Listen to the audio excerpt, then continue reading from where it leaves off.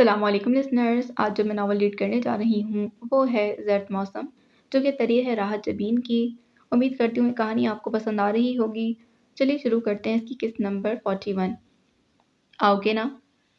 ایک پل کے لیے گنگسا ہو گیا تھا، پھر ایک دم پھٹ پڑا۔ تم انتہائی بدتمیز اور ناشکری عورت ہو۔ جس دن سے شادی ہوئی ہے میں نے ایک پل بھی سکون کا نہیں لیا۔ تم تم میری زندگی میں صرف مشکلیں اور مصیبتیں لے کر آئی ہو، نہ دن کو سکون نہ رات کو چین۔ اس کے تیور مزید بگڑے۔ صرف تمہاری بے رخی دیکھی ہے میں نے، یا تمہاری بدتمیزیاں اور منمانیاں برداشت کی ہیں۔ سوچو ایمن، کیا دیا ہے تم نے مجھے؟ سوچ ہی تو لیا ہے، وہ زیر لب بڑبڑائی۔ طارق اس پر بگڑتا تو اسے سکون ملتا تھا۔ جس ماحول میں میں رہا ہوں نا، وہاں عورت اور گائے کو ایک ہی ڈنڈے سے ہانکا جاتا ہے، لیکن میں نے ہمیشہ تمہیں سرآنکھوں پر بٹھایا۔ تم نے جو چاہا وہی کیا۔ گھر، دولت، آسائش، آزادی، تمہیں کیا کچھ نہیں دیا۔ شاید تمہارا منگیتر بھی یہ سب نہ دے پاتا۔ اچھا ہوا جو چھوڑ گیا، جان چھڑا لی اور عذاب میرے سر پر منڈ دیا۔ کوستا ہوں اس لمحے کو جب تم سے شادی کی تھی۔ خوبصورتی کی جگہ خوبصورتی پر مر مٹا تھا، غلطی کی اور بھگتی بھی۔ اب اور کیا چاہتی ہو؟ سچ سچ بتاؤ، یہ پاگل پن کا ڈھونگ کس لیے؟ ایمن کے اندر دھواں سا بھرنے لگا تھا۔ تم سچ کہہ رہی ہو، تمہارا ایک ایک حرف درست ہے۔ تم نے جو کچھ میرے لیے کیا ہے، کتنے شوہر ہیں جو اپنی بیویوں کے لیے کرتے ہوں گے۔ میں بدنصیب، میں بے عقل، جو تمہاری قدر نہ کر سکی۔ تمہیں دکھ دیا، تمہیں تکلیف پہنچائی۔ جی تو چاہتا ہے خود کو سنسار کر دوں، خود کے اتنے ٹکڑے کروں کہ، مگر پھر بھی تمہارے نقصان کا ازالہ نہ ہوگا۔ لیکن ازالہ تو کرنا ہے۔ تم جیسے انسان کو ہر تکلیف سے چھٹکارا تو دلانا ہے۔ یہ ایمن کا خود سے وعدہ ہے طارق۔ اب کیا مر گئی ہو؟ اس کی زبان انگارے اگل رہی تھی۔ اتنی جلدی بھی کیا ہے مجھ سے جان چھڑانے کی؟ وہ چپ رہا۔ ایک بار پاکستان آئیں، مجھے آپ سے بات کرنا ہے۔ وہی مرغے کی ایک ٹانگ، وہ جھنجھلا گیا۔ اب کیا کر رہی ہو؟ یوں ہی آمنے سامنے۔ ایک بار طارق، صرف ایک بار، اس کے بعد آپ کو کبھی نہیں پکاروں گی۔ آپ کی ہر مشکل، ہر تکلیف کا خاتمہ ہو جائے گا۔ ایمن، مجھے تنگ مت کرو، میں یہاں فارغ نہیں بیٹھا ہوں، اس نے رکھائی سے کہا۔ پلیز طارق، صرف ایک بار، ایک بار۔ وہ منتوں پر اتر آئی تھی۔ طارق سامنے ہوتا تو شاید پاؤں پکڑ لیتی۔ اس کا ہر روپ طارق کے لیے نیا تھا۔ اچھا ٹھیک ہے، اگلے مہینے دیکھتا ہوں، اس نے سچ مچ کہا تھا، لیکن وہ چپ ضرور ہو گئی تھی۔ دوسری طرف سے لائن کٹ چکی تھی۔ اس نے تھکے تھکے انداز میں ریسیور رکھ دیا تھا۔ یہ مت کرو ایمن، اب سب ختم ہو جائے گا، خالی ہاتھ تو تم رہ جاؤ گی، کوئی اس کے اندر کرلا رہا تھا۔ نہیں، مجھے کرنے دو، ورنہ ساری زندگی سلیب پر لٹکی رہوں گی، ضمیر کی عدالت میں سنگسار ہوتی رہوں گی۔ مجھے یہی کرنا ہے۔ اس نے بڑی سختی سے اندر کی آواز کو دبایا تھا۔ اس نے زندگی بھر کسی کی نہیں سنی تھی، اب کسی، اور اسے اب بھی کسی کی نہیں سننا تھی۔ وہی کرنا تھا جو اس کے ضمیر کا فیصلہ تھا۔ وہ بچہ بہت جلدی سب میں گھل مل گیا تھا۔ وہ یوں بھی خوش مزاج بچہ تھا، ہر کسی کے ساتھ گھل مل جاتا۔ نسیمہ کے ساتھ اس کا 12-13 سالہ بھتیجا بھی مراد آ جاتا۔ اصل میں اس کا کام مالک مکان کی ٹانگ اور بازو کو دبانا تھا، جس کے وہ الگ سے پیسے دیتے تھے۔ پہلے وہ ہفتے میں صرف 3 دن آتا تھا۔ شاہ نیل کی وجہ سے اب وہ ہر روز چکر لگانے لگا تھا۔ شاہ نیل بھی اس کو دیکھ کر کھل اٹھتا تھا۔ وہ شاہ نیل کو بازو سے پکڑ کر کندھے پر بٹھاتا اور پھر باہر لے جاتا۔ وہ دبلا لمبا سا لڑکا تھا، کسی ورک شاپ پر کام سیکھ رہا تھا، سو شام میں فارغ ہوتا تو شاہ نیل بھی اس کا منتظر رہتا تھا۔ سب سے زیادہ نہر کنارے ہی قدرتی پھول، چڑیوں اور پھر تتلیوں کو دیکھ کر خوش ہوتا، یہ بھی کیونکہ حالات کی وجہ سے ہی تھا۔ نسیمہ بی کیونکہ حالات کی وجہ سے مجبور ہو کر کام کے لیے نکلی تھی، اس لیے عام طور پر کام والیوں کی نسبت صاف ستھری اور اچھے اعتبار کی مالک تھی۔ لب و لہجہ بھی صاف تھا۔ شاہ میر یہاں آ کر مطمئن تھا، بچے کو صاف ستھرا ماحول مل رہا تھا۔ اگر یہاں کوئی بے سکون تھا تو وہ بوڑھا انسان۔ انہیں لگتا گھر میں خواہ مخواہ کا ہی شور اور ہنگامہ ہونے لگا ہے، لیکن وہ کچھ کہہ بھی نہیں سکتے تھے کہ مہنگائی کے اس دور میں انہیں زائد آمدنی کی ضرورت تھی۔ ان کی دوائیوں پر بھی اتنا خرچہ ہو جاتا، صرف پینشن سے گزارا کہاں ہوتا تھا۔ وہ سمجھ نہ پاتے کہ اندر ہی اندر جھنجھلا جاتے، زیادہ وقت اپنے کمرے میں گزارتے۔ اس وقت بھی وہ کمرے میں اپنے بیڈ پر نیم دراز کوئی کتاب پڑھ رہے تھے۔ باہر چھائی خاموشی بتا رہی تھی کہ شاہ میر جا چکا تھا۔ جب تک وہ موجود ہوتا اس کے چلنے پھرنے اور بچے کے ساتھ باتیں کرنے اور کچن میں ناشتے کی تیاری، برتنوں کے ٹکرانے کی آوازیں ابھرتی رہتیں۔ اس کی تیاری آخری مراحل میں ہوتی جب باہر کے دروازے پر زور سے دستک ہوتی۔ نسیمہ بھی اندر آتے ہوئے بآوازیں بلند کہتی، السلام علیکم بابا جی۔ یہ دیکھے بنا کہ بابا جی برآمدے میں موجود ہیں یا نہیں۔ موسم اچھا ہوتا یا ان کی طبیعت بحال ہوتی تو وہ اس کے سلام کا جواب دے دیتے، برآمدے میں موجود واحد کرسی پر آ بیٹھتے، ورنہ اسے کمرے میں جھانکنا پڑتا۔ نسیمہ، آپ سے قبل وہ صبح کی ضروریات سے بدقت فارغ ہو چکے ہوتے۔ آتے ہی انہیں چائے کا ایک کپ وہ پیش کرتی۔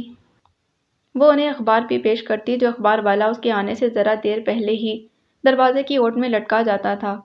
جب سے بلال اور اس کے والدین یہاں قریب شفٹ ہوئے تھے انہیں خاصی سہولت ہو گئی تھی۔ قریب کا رشتہ دار کوئی تھا نہیں، یہ 2-4 رشتہ دار ہی مل کر سب کچھ سنبھال لیتے تھے۔ یہ بھی رب کا کرم تھا کہ انہیں ہمیشہ کوئی نہ کوئی سہارا مل جاتا تھا، اگرچہ یہ عارضی سہارے ہمیشہ کے لیے ان کی تکلیف کا باعث ہی ثابت ہوئے تھے۔ بلال نے ان کے لاکھ شور مچانے پر گھر میں گیزر اور کچن میں مائکرو ویو اوون بھی رکھوا دیا تھا۔ انہوں نے غصے میں بہت عرصے تک تو کیا اس کو استعمال ہی نہیں کیا۔ مائکرو ویو میں کوئی چیز گرم کی، مگر کب تک؟ انہیں ہی ہار ماننا پڑی۔ بلال کی امی جو رشتے میں ان کی بھتیجی لگتی تھیں اکثر کچھ نہ کچھ پکا کر لے آتی تھیں، حالانکہ وہ عمر میں اس دور میں تھے جب ہر قسم کی اشتہا مر چکی ہوتی ہے۔ وہ بھی اپنا زیادہ تر وقت قرآن پاک کی تلاوت اور تفسیر پڑھتے ہوئے ہی گزارتے یا پھر اپنی لائبریری میں موجود کتابوں سے مستفید ہوتے رہتے۔ ہزاروں بار پڑھی ہوئی کتابیں بھی انہیں یاد ہو چکی تھیں۔ وہ وہی قرآن پاک کی تلاوت سکون سے کرتے۔ سکون قلب نصیب ہوتا تھا۔ انہوں نے اپنے اندر کے اضطراب اور بے چینی کو اپنے اندر ہی دفن کر دیا تھا۔ سو بظاہر زندگی ٹھیک ٹھاک ہی گزر رہی تھی۔ ویل چیئر پر سے بیساکھی تک کا سفر بہت سالوں میں طے ہوا۔ جب گھر میں کوئی نہ ہو تو پھر بے حد خاموش گھر میں وہ خواہ چلتے پھرتے، اپنی بیساکھی کی ٹھک ٹھک سنتے، پھر تھک کر برآمدے والی کرسی پر بیٹھ جاتے۔ کتنا عرصہ گزرا انہوں نے کسی کو خط بھی نہیں لکھا تھا۔ کتنا عرصہ گزرا انہیں کسی نے خط نہیں لکھا تھا۔ اب تو وہ پرانا ڈاکیا بھی نہ آتا، شاید ریٹائر ہو گیا تھا، ورنہ ڈاک ہوتی نہ ہوتی وہ یوں ہی چائے پینے چلا آتا۔ دونوں مل کر پرانے وقت کی اچھائیاں اور موجودہ دور کی برائیاں دہرایا کرتے۔ اب شاہمیر کے آنے سے گھر کا ماحول بدل گیا تھا۔ انہیں یہ بدلاؤ بے چین کرتا۔ تبدیلی کا یہ عمل جب بھی ان کی زندگی میں آیا ایک نیا اضطراب اور بے سکونی عطا کر گیا تھا۔ اگرچہ شاہمیر کے ساتھ ان کا کوئی رشتہ نہیں تھا اور وہ ان کے ساتھ کوئی تعلق بنانا بھی نہ چاہتے تھے۔ باہر خاموشی تھی۔ شاہمیر کچھ دیر قبل ہی اپنے بچے کو خدا حافظ کہہ کر گیا تھا۔ نسیمہ نے شاہنیل کو زبردستی دروازے سے ہٹا کر دروازہ بند کر دیا۔ اب وہ کچن میں اپنے پاس بٹھائے چھوٹی چھوٹی باتیں کرتی ان کے لیے چائے بنا رہی تھی۔ انہوں نے نہ جانے کس بات پر ناگواری کا اظہار کیا اور باسی کتاب ایک طرف رکھ دی۔ یہ لڑکی بھی کام چور ہوتی جا رہی ہے، ایک کپ چائے بنانے میں اتنی دیر۔ تبھی دروازہ کھول کر نسیمہ اندر داخل ہوئی تھی۔ اس کے ایک ہاتھ میں اخبار اور دوسرے ہاتھ میں چائے کی پیالی تھی۔ اس نے سلام کیا اور جواب لے کر پیالی ان کے ہاتھ میں تھما دی۔ اخبار انہوں نے گھٹنوں پر پھیلا لیا۔ نسیمہ رات کے برتن سمیٹنے لگی، تبھی نگاہ دروازے پر گئی۔ شاہنیل دروازے کی اوٹ سے جھانک رہا تھا۔ انہوں نے دیکھا تو شرما کر اوٹ میں ہو گیا۔ وہ اب اچھا خاصا چلنے لگا تھا۔ انہوں نے اخبار کی طرف متوجہ ہونا چاہا مگر اس نے دوبارہ جھانکا۔ اس کا انداز ویسا ہی تھا جیسے معصوم بچہ چاہ کر کھیلنا چاہتا ہے۔ انہوں نے ایک زبردست گھوری سے نوازا، کھلکھلا کر ہنسا اور چھپ گیا تھا۔ اسے گویا ایک کھیل مل گیا تھا، وہ جتنا گھورتے وہ اتنا ہی کھلکھلاتا۔ وہ جھنجھلا گئی، ارے بھائی چھوڑو یہ سب، اسے لے جاؤ، خواہ مخواہ ڈسٹرب کر رہا ہے۔ نسیمہ نے حیرت سے مڑ کر انہیں دیکھا، پھر شاہنیل کو، اور ہنستی تھی۔ ماشاءاللہ بڑا ہی خوبصورت اور شرارتی بچہ ہے، سارے بچے ایک سے ہوتے ہیں۔ انہوں نے بیزاری سے مکھی اڑائی اور چائے کا گھونٹ بھرنے لگے۔ نہ بابا جی، ایسی نیلی آنکھیں اور سنہری بال ہر کسی کے کہاں؟ بلال صاحب بتا رہے تھے اس کی ماں انگریز تھی۔ وہ ذرا سا چونکے۔ اچھا تو چھوڑ آیا بچہ چھین کر؟ نہیں، بیچاری مر گئی اس کی پیدائش پر۔ انہوں نے ذرا غور سے بچے کو دیکھا جو اپنی جگمگاتی آنکھوں سے انہیں دیکھ رہا تھا۔ کوئی اور رشتہ دار؟ کوئی نہیں ہے، بیچارہ اکیلا ہے۔ نسیمہ نے تعصب سے سر ہلایا۔ یہاں ہر کوئی اکیلا ہے نسیمہ، وہ بڑبڑائے تھے۔ मौका देखकर बात करूंगी मैं। सोच रही थी किसी अच्छे घर की लड़की से शादी करवा दूं। नसीमा ने अपना ख्याल जाहिर किया तो उन्होंने नागवारी से सर झटका। एक बच्चे का बाप बगैर खानदान के किराए के कमरे में रहने वाले को कौन लड़की देगा? कभी घर भी तो बनाएगा ना बाबा जी। मुझे तो बड़ा शरीफ और माकूल लग रहा था।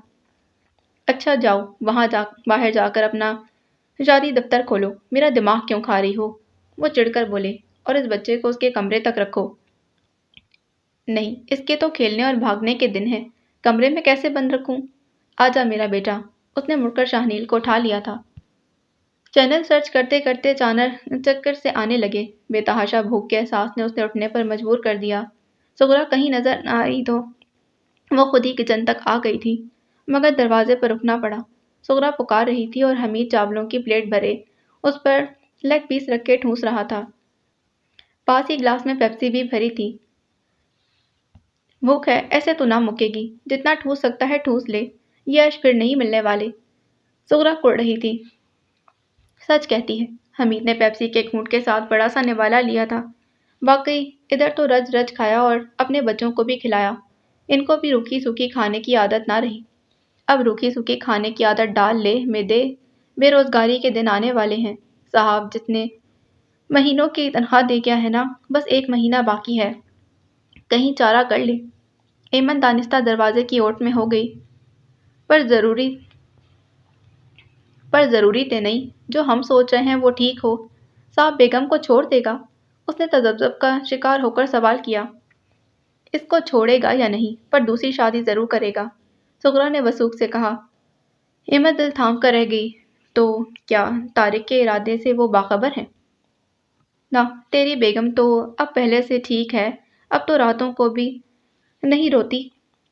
हाँ, पहले से तो ठीक है। चुपचाप कुछ सोचती रहती है, मगर साहब का दिल बदल गया है। लिखवा ले, कुछ ना कुछ तो होकर रहेगा।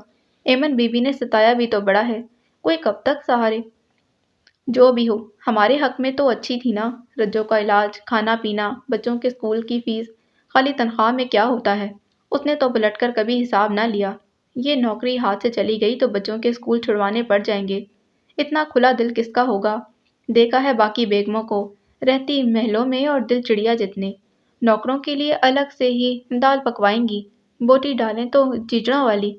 हक हाँ के दर को जाएंगे सुगरा। हमीद का दिल भी खाने के बाद उचाट हो गया था। साहब की मिन्नत कर लेना, चौकीदार को तो नहीं निकालेगा ना, आखिर घर की रखवाली। वो उल्टे कदमों ही पलट आई थी। लाउंज में टीवी यूं ही चल रहा था। वो अपने बेडरूम में आ गई और बेदम सी हो गई थी। शायद तुमने पलटने में बहुत देर कर दी एमन। उसकी टांगें बेड से नीचे थी और खुद बेजान नाश की तरह पड़ी थी। वो फैसला कर चुका है और तुम तमाशा बन चुकी हो। लोग तुम पर हंसते हैं, उंगलियां उठाते हैं, और अभी और न जाने क्या कुछ होना बाकी है। उसका दिल चाहा वो जोर जोर से चीखें मारे। उसकी मुठ्ठियां भिज गईं मगर लब सख्ती से एक दूसरे में पेवस्त थे। वो मजीद तमाशा नहीं बनना चाहती थी। मेहरुन्निसा किचन से निकली तो लाउंज में मोमो को फ़ोन पर मसरूफ़ देखकर लाशऊरी तौर पर ठिठक कर रुक गई थी। फिर 2 कदम पीछे हटी ताकि मोमो उन्हें देख ना सके, मगर वो जोशो खरोश से कह रही थी, हम सब ठीक ठाक हैं नानो, मेरा तो दिल चाहता है, मगर मम्मी भी तो लेकर नहीं आती। मेहरुन्निसा की रुकी हुई सांस खारिज की और आगे बढ़ आई थी। आप भी वादा नहीं कर सकती, जैसे मम्मी की मर्जी। मेरी बात करवाओ मोमो। जी नानू, मम्मी आ गई हैं, इनसे बात करें। उसने रिसीवर माँ की तरफ बढ़ाया था।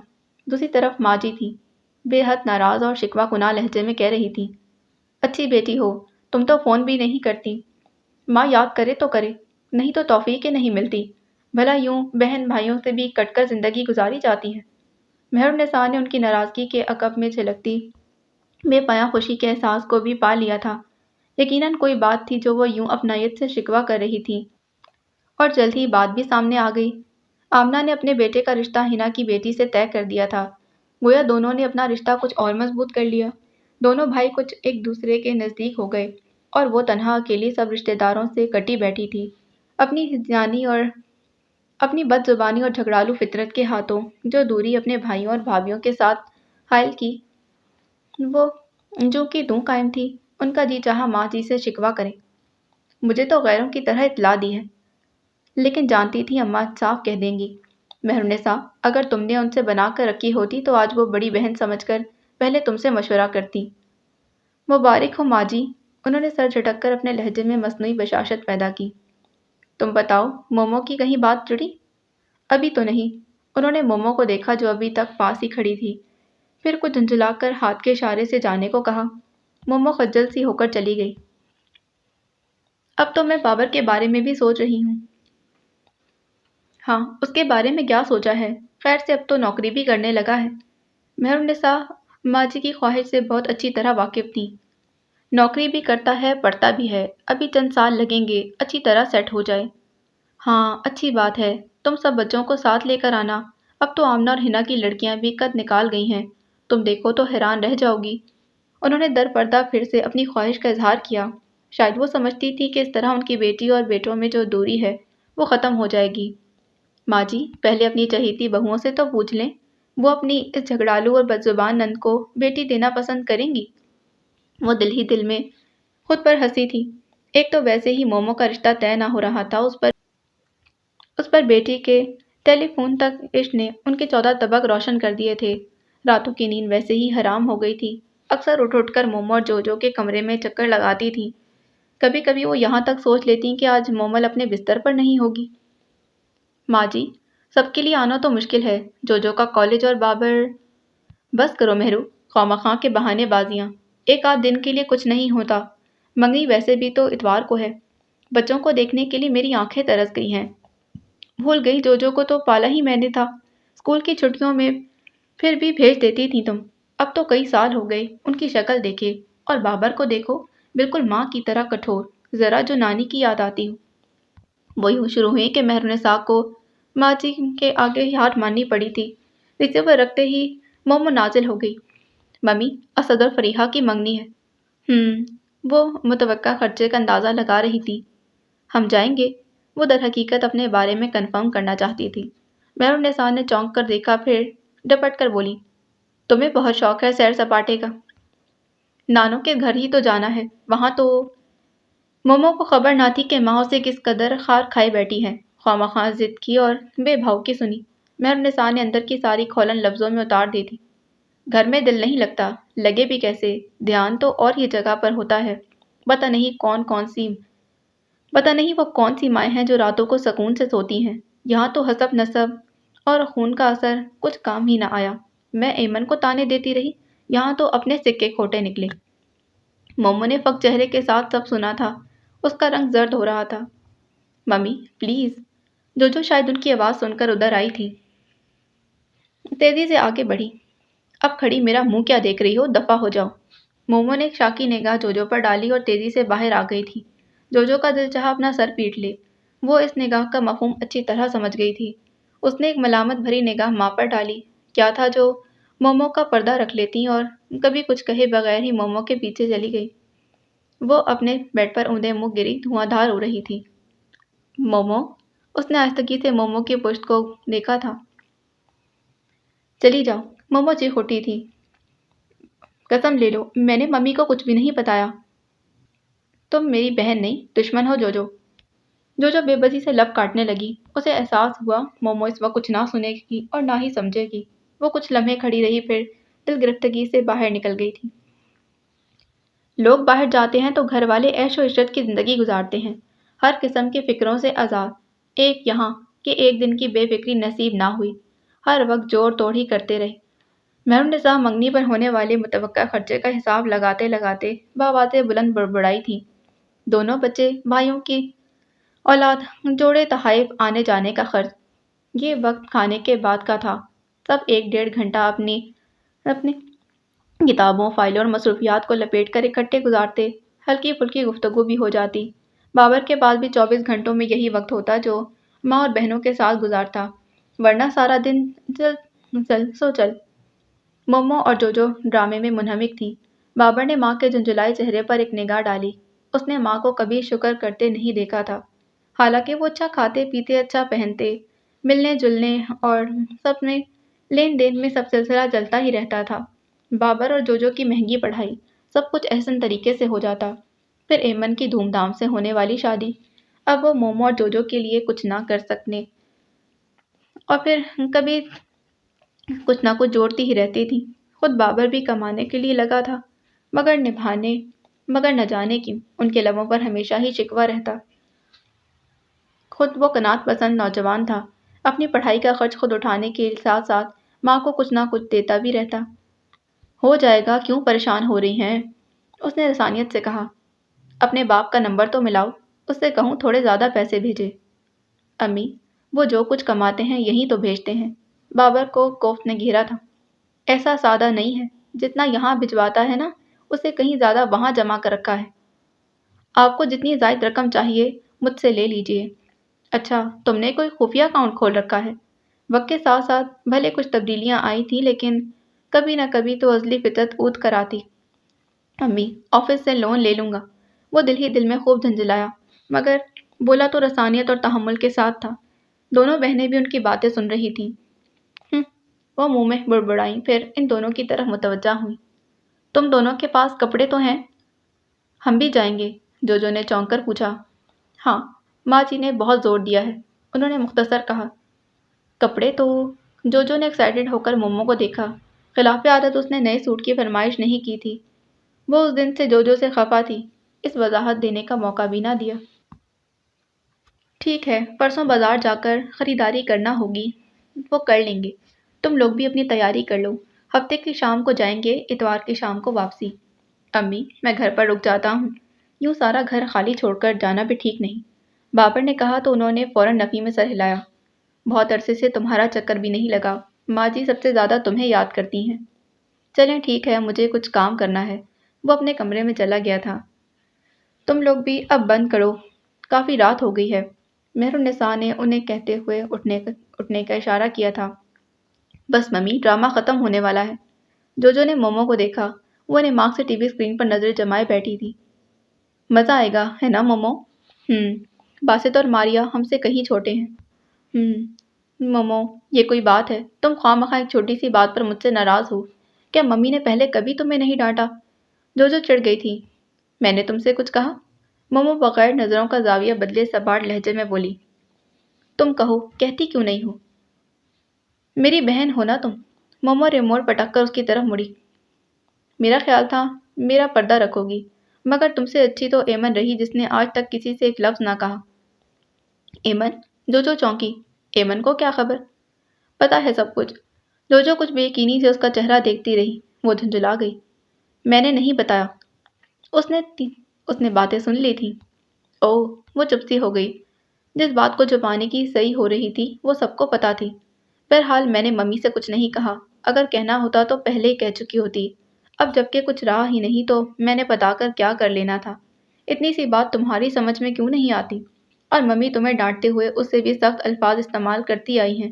اب تم نے خود ہی اس تناظر میں دیکھنا شروع کر دیا تو میں کیا کروں؟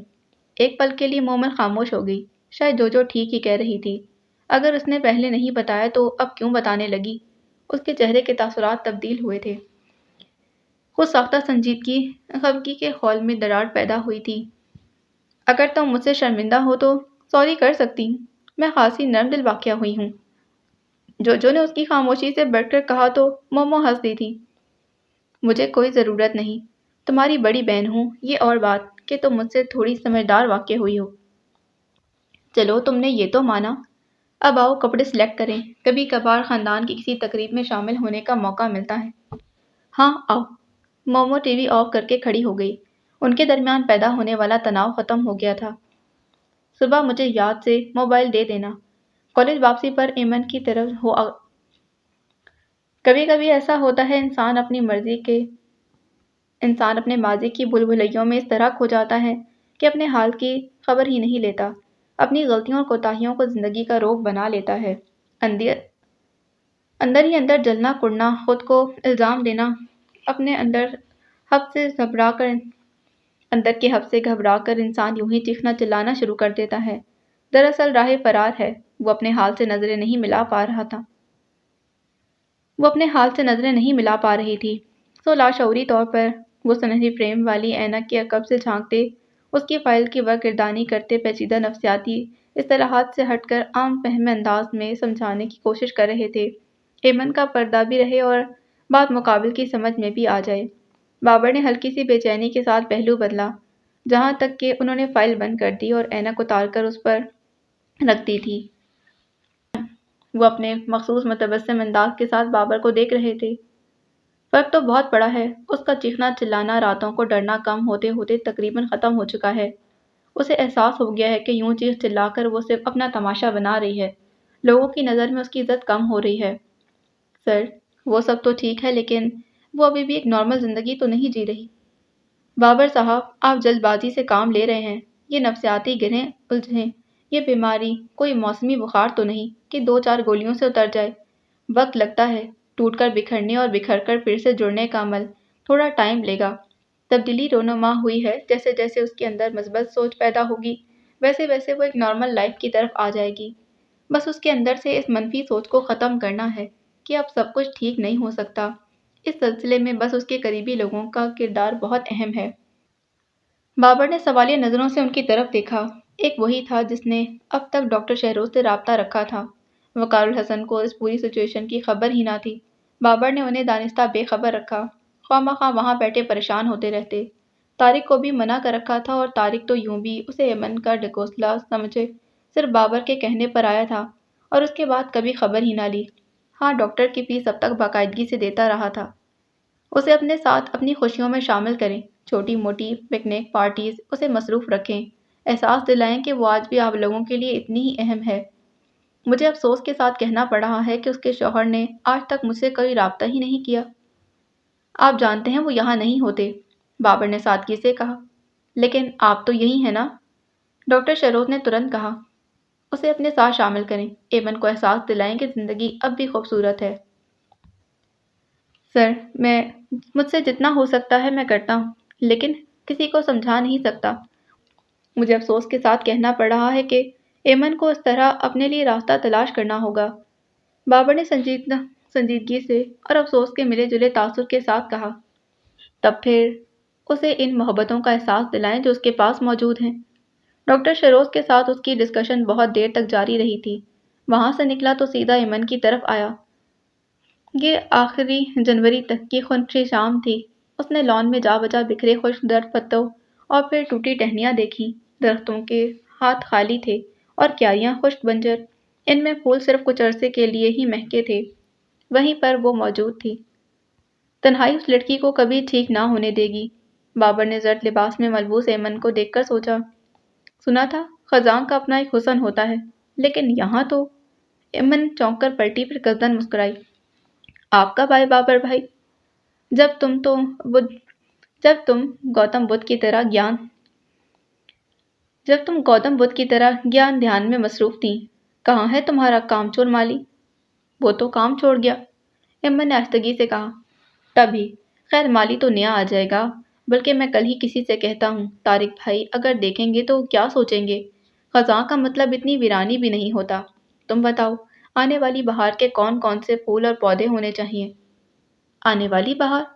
ایمن نے سر اٹھا کر درختوں کی ٹنٹمن شاخوں کو غور سے دیکھا۔ کون جانے آنے والی بہار میری زندگی میں کیا لے کر آتی ہے؟ اللہ تعالیٰ سے بہت اچھی امید رکھو، آنے والی بہار تمہارے لیے بہت سی خوشیاں لے کر آئے گی۔ پتہ ہے بھائی، وہ بابر کا ہاتھ تھام کر لان چیئر تک لے آئی تھی۔ بابر کو اس کا انداز بہت اچھا لگا، مگر اس کی بات… مجھے بچپن ہی سے پھولوں کی نسبت خشک پتے زیادہ اچھے لگتے تھے۔ یہ کیا بات ہوئی؟ سویٹ پنیر کی ساری کیاری میں اپنے ہاتھوں سے اجاڑ کر گھر کے ویران حصے میں جا گھستی، جہاں مردہ تتلیوں کے پر ٹوٹی شاخیں، خشک پتے بکھرے ہوتے۔ مجھے اس جگہ میں بڑی کشش، بڑی خوبصورتی محسوس ہوتی۔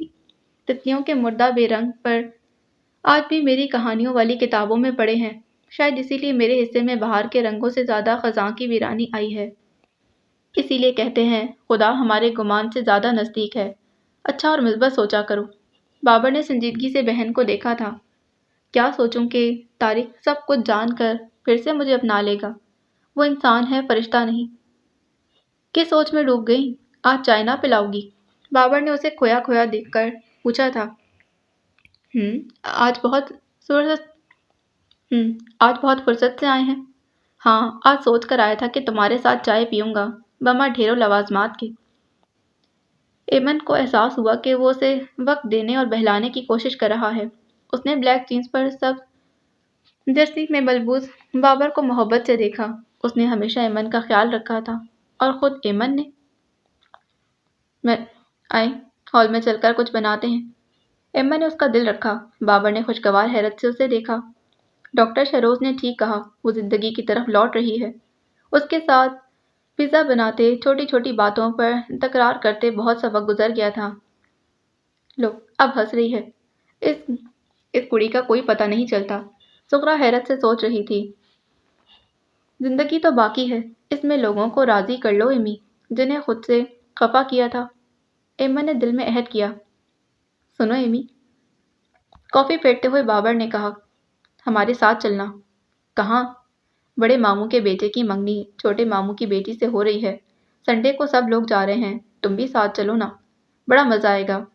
بابر کے ذہن میں اچانک ہی خیال آیا، میں وہاں کیا کروں گی؟ وہ ٹیبل پر پلیٹیں لگانے لگی۔ جو ہم کریں گے؟ بابر ہنس دیا تھا۔ اور آپ کیا کریں گے؟ جو سب کریں گے۔ بابر نے برجستہ کہا تو دونوں ہنس دیے۔ بس اپنے لیے لڑکی پسند کر لیں۔ توبہ کرو، یہ ڈپارٹمنٹ تو امی کا ہے۔ اس نے فوراً کانوں کو ہاتھ لگائے۔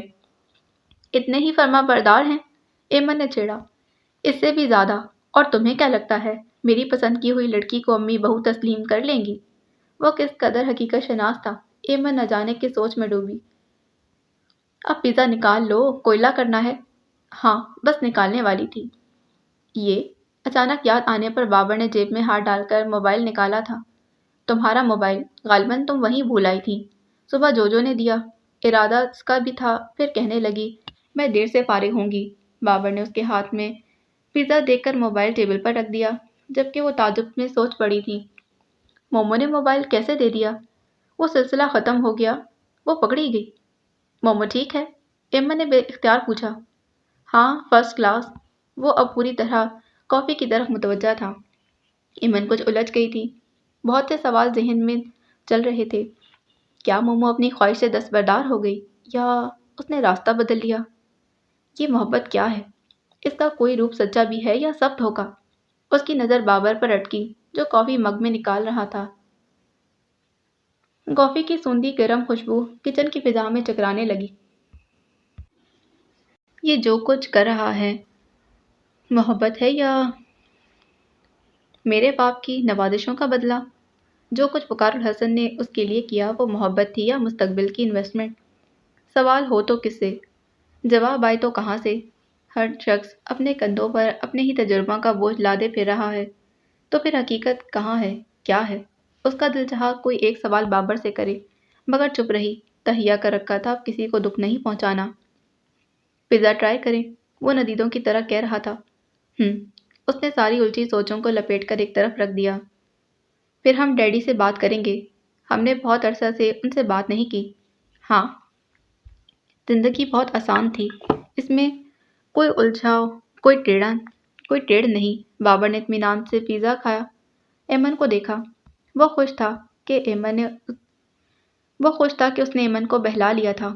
ایمن خوش تھی کہ اس نے بابر کو بہلا لیا تھا۔ حقیقتاً دونوں ایک دوسرے کو بہلا رہے تھے۔ وقار الحسن ان کی آواز سن کر خوش ہو گئے۔ یار، اب تھک گیا ہوں، واپس آنا چاہتا ہوں۔ تیاری کریں ڈیڈی، صرف 1 سال کی بات ہے، آپ کا بیٹا تگڑی جاب پر ہوگا، آپ کے پھل کھانے کا وقت آ گیا ہے۔ وہ سرشار ہو گئے، ساری تھکن اڑن چھو ہو گئی۔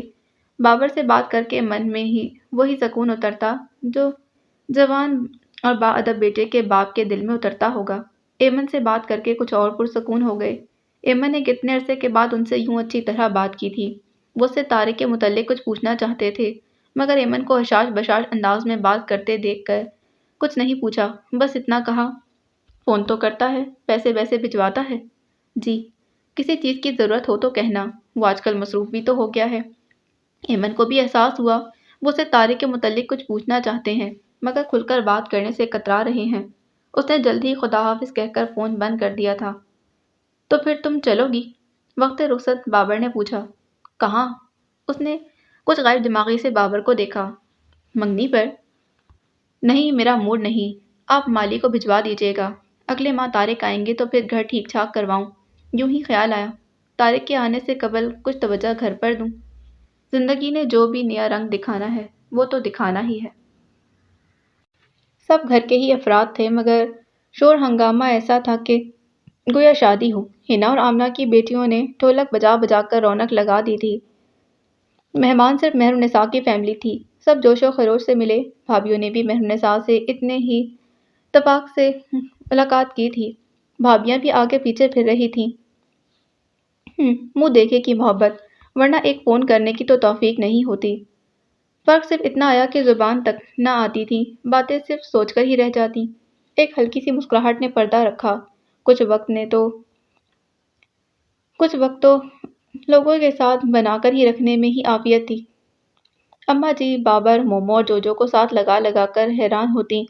کتنے بڑے ہو گئے، بابر نے کیسا قد نکالا، لڑکیاں کتنی بڑی اور خوبصورت ہو گئی ہیں، پہچانی ہی نہیں جا رہی۔ مہر النساء بھتیجا بھتیجی کے لیے بڑے خوبصورت کپڑے اور تحائف لے کر آئی تھیں۔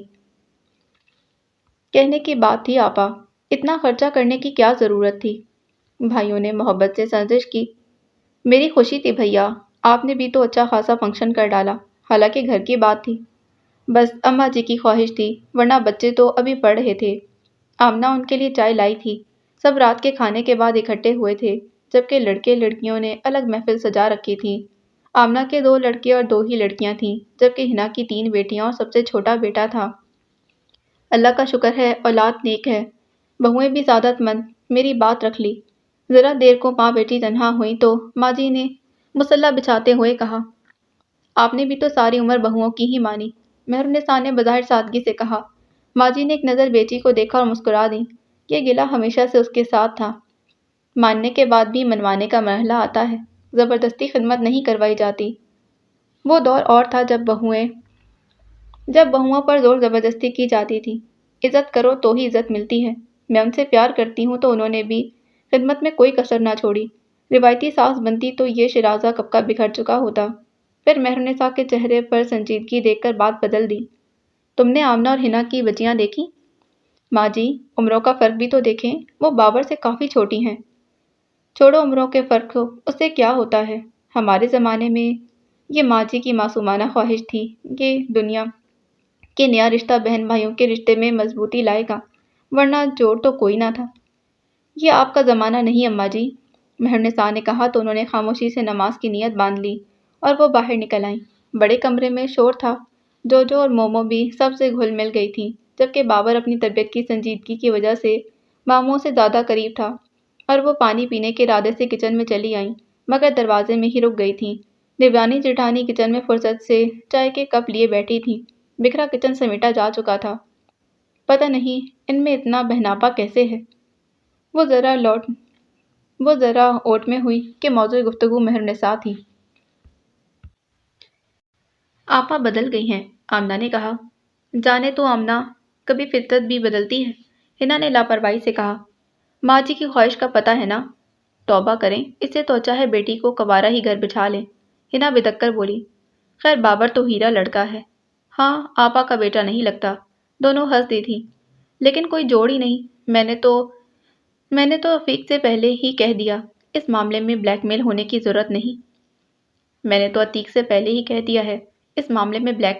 ضرورت نہیں۔ مہر النساء نے اپنے اشتعال پر بمشکل قابو پایا۔ آپ بھی تو اپنے بھانجے کے لیے لڑکی ڈھونڈ رہی ہیں، مومو کے بارے میں سوچ لیں، ہنا نے کہا تو آمنہ سوچ میں ڈوبی۔ مہر النساء ہمتاً گوش تھی۔ مومو کے رشتے کے لیے وہ واقعی پریشان تھی۔ جو بھی رشتہ آتا تھا، چھوٹی بیٹی کے ڈاکٹر بننے کا سن کر ادھر ہی مڑ جاتا، اگرچہ انہوں نے یہ صورتحال بیٹیوں سے چھپا رکھی تھی۔ آمنہ نے نفی میں گردن ہلا دی۔ کہتے ہیں لڑکی لینے سے پہلے اس کی ماں کو دیکھو، اور مومو عادتاً اپنی ماں پر پڑی ہے۔ مہر النساء کا اشتعال جھاگ کی طرح بیٹھ گیا۔ وہاں ایک عجیب ہی کیفیت ابھری۔ وہ جب تک یہاں رہی بھابھیوں کو اپنی زبان کی وجہ سے زچ کیے رکھا تھا۔ یہ اندازہ تو آج ہوا کہ ان کی زبان درازی، بدمزاجی اور حاکمانہ فطرت اپنی ہی اولاد کے راستے میں کانٹے بو رہی ہے۔ پھپھو، نازیہ کی آواز پر وہ چونکی۔ ایسے کیوں کھڑی ہیں؟ میں پانی لینے آئی تھی۔ آپ اندر چلیں، میں لاتی ہوں، اس نے مؤدبانہ انداز میں کہا تو سر ہلاتی مڑ گئی۔ ان کی آواز پر ہنا اور آمنہ نے ایک دوسرے کو دیکھا اور نظروں ہی نظروں میں سوال کیا، اس نے کچھ سن تو نہیں لیا؟ ہنا نے لاپرواہی سے کندھے اچکا دیے۔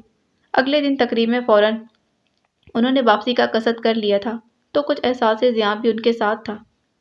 باقی اگلی قسط میں جانے سے پہلے چینل کو سبسکرائب کیجیے، ویڈیو کو لائک کیجیے اور بیل آئیکن کو پریس کرنا ہرگز نہ بھولیں کہ نئے آنے والے ناول کی اپڈیٹ آپ کو ملتی رہے۔ ملتے ہیں اگلی قسط میں۔ اللہ حافظ۔